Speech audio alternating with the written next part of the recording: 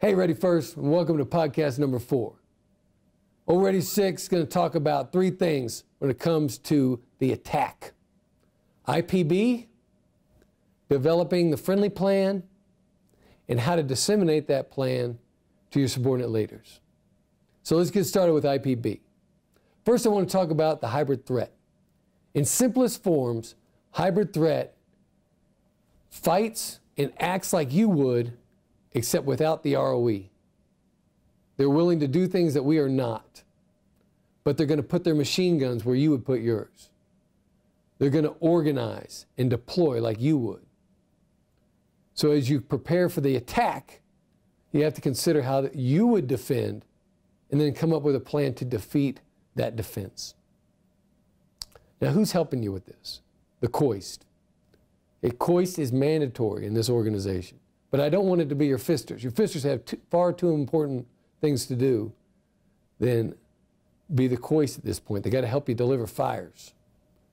So your COIST is really your headquarters platoon, your driver, your gunner, the first sergeant's driver, the XO's driver. That forms the bedrock of the Stryker Company COIST. And that COIST is going to help you with IPB and being able to see the terrain and the enemy so that you can come up with a friendly plan to defeat them. So, your mission is going to be attack to defeat an enemy platoon on Hill 876 at the National Training Center. You're currently in your troop leading procedures, and you and your COIS are struggling because you're not really sure what the enemy looks like, and you can't get your Raven up because of high winds. So you have to use a situational template and apply it to Hill 876. So let's get started. The battalion has told you that you're facing one light infantry platoon, reinforced with a BMP and a Bertum, as well as 120 millimeter mortars and supporting artillery fires. They're defending the north side of Hill 876, and you'll be attacking from north to south. So how are they arrayed?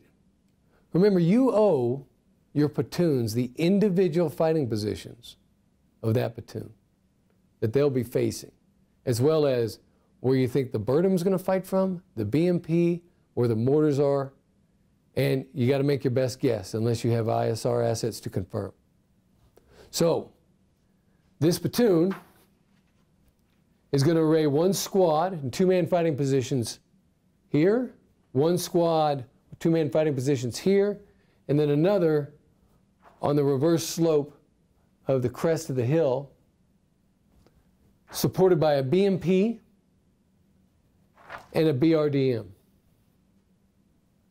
As far as indirect fires, we know that the 120 millimeter can range roughly 8 kilometers, and that enemy forces are going to position them 1/3 of their range behind the front lines, so that 2/3 of their range is forward of the front line of troops. So we're going to position them here. And the artillery and support, it can range 24 kilometers. So if you round that up to about 27, they're going to be roughly 9 kilometers back of the flot.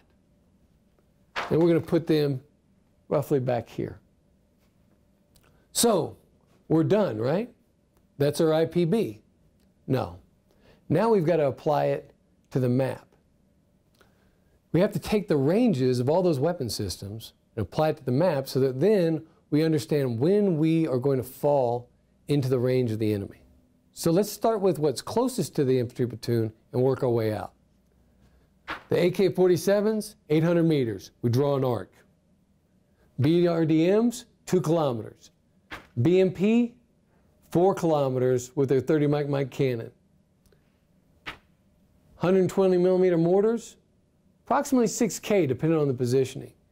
And of course the 2 S-19s with a range of 24 kilometers, when we come through Granite Pass, we're going to be within range of the artillery. So now we understand not only where the enemy is going to be on Hill 876 as we get on to the objective, but we also understand where enemy contact is likely or expected. So now that we have the enemy's science applied to a map, we can begin working on our friendly course of action. Ready first.